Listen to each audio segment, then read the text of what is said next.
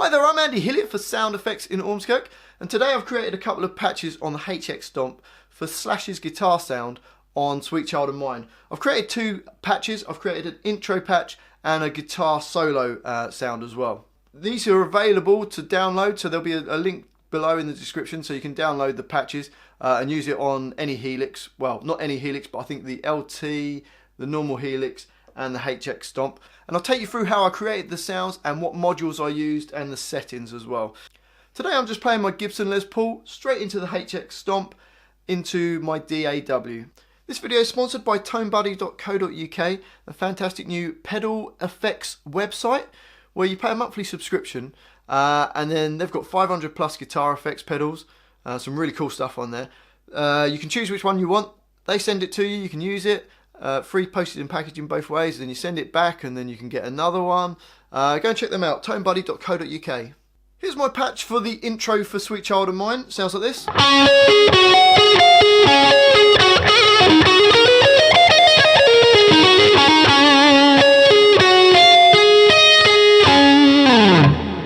So let's have a look what we've got.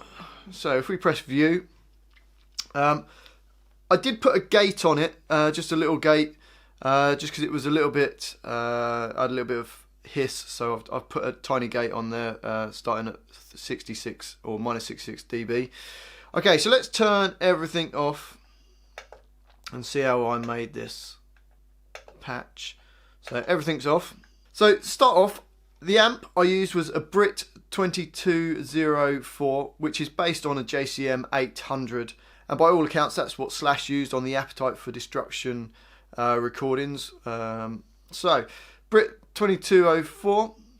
Now the intro has actually got more drive than Slash's normal kind of sound when he's playing solos, especially the solo in Sweet Child of Mine. So the drive we've got at 6.7, bass down quite low at 3.1, mid at 5. If we go along, we've got the treble at 8.6, the presence at 9.3, and the channel volume at 8.2. I've got the master at 4, sag at 3.3, hum at 5, ripple at 5, bias at 7, bias X at 5. So that's the amp. I only changed stuff to try and make it sound closer to the thing. So a lot of them, like I don't think I really played about with the bias or the bias X or the ripple. I only played with the stuff that I knew would make it sound closer to the track. Okay, for the cab, so I put the cab all in the same one. I've got a 4x12 1960 T75. It's the one that I thought sounded the best, and with the mic I've got a 30 dynamic. I'm not sure what mic that is, at a distance of 3 inches, low cut off, high cut off, 0 reflections, and the level's just at normal 0 dB. So that's the amp. Let's hear it on its own. Okay, it's got the character of it, but it's not quite there. The first thing you notice about it, it's got loads of reverb. So let's put the reverb on. So if we go across and select this, and it sounds like it's a reverb that's, well, especially if it's a JCM 800, it's not got any reverb on the amp. So it must have been done post. So I've just put a Hall delay. It's quite big on the record. So I've got a decay at 8.4, pre-delay of 22 milliseconds, low cut at 166 hertz, high cut at 4.3 hertz or kilohertz. Sorry. The mix at 32%. So it's quite a lot of reverb. So you can hear that. So it goes on for a long time. But if you actually listen to the track again, you'll hear that it has actually got quite a long reverb on there. Levels at 0 dB, trails I've just switched to off. So that's the reverb. It starts getting closer to it. It also feels like it's got a delay on there. So if we go along, I've put a digital delay on at 438 milliseconds.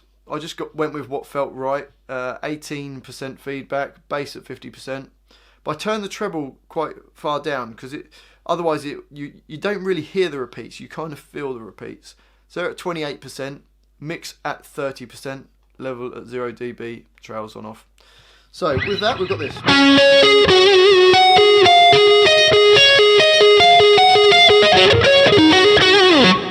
So that's pretty close.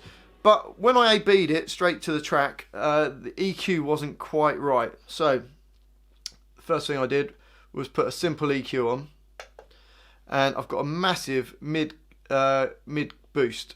So the mid frequency is at 865, and I've boosted it by 9 decibels. And then the high on this simple EQ, I've put up 3.4 decibels. So that got me a lot closer.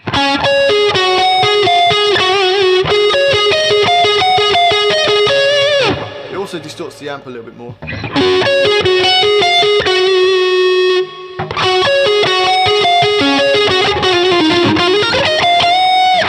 So that's pretty close, but it wasn't perfect. So then I got another EQ.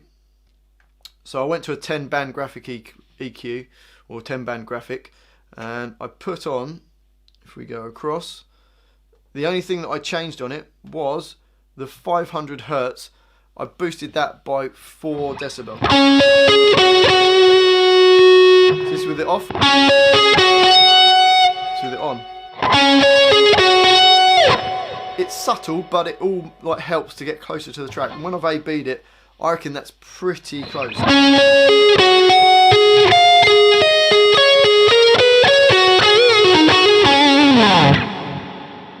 So that's the intro sound.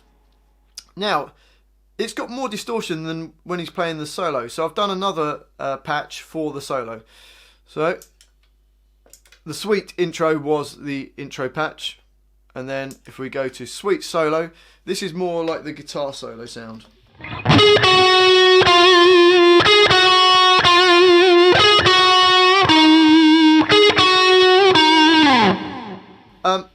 If anything, it's probably got a little bit more gain than on Slash's one on the track. But let's have a look what we've got. Okay, so I haven't got the 10-band EQ on this. I've turned that off. I did copy the patch over, but then I've changed it slightly. So I've still got that same simple EQ with the mid frequency being boosted 9 decibels and the high gain at 3.4.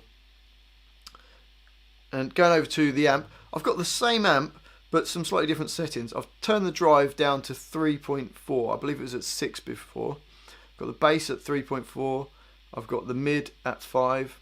I've got the treble at 8.6. Presence at 9.3. Channel volume at 8.2. The rest is all the same. Master at 4. Sag at 3.3. Hum at 5. Ripple at 5. Bias at 7. Bias X at 5.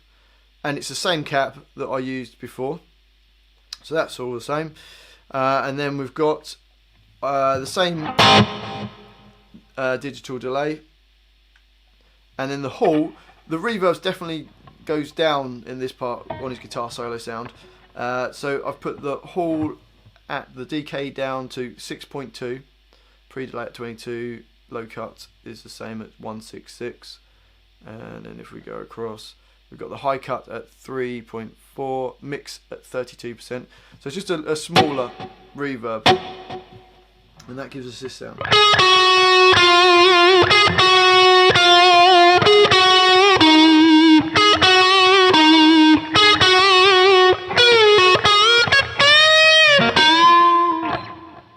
You could cut the volume down a little bit on the guitar.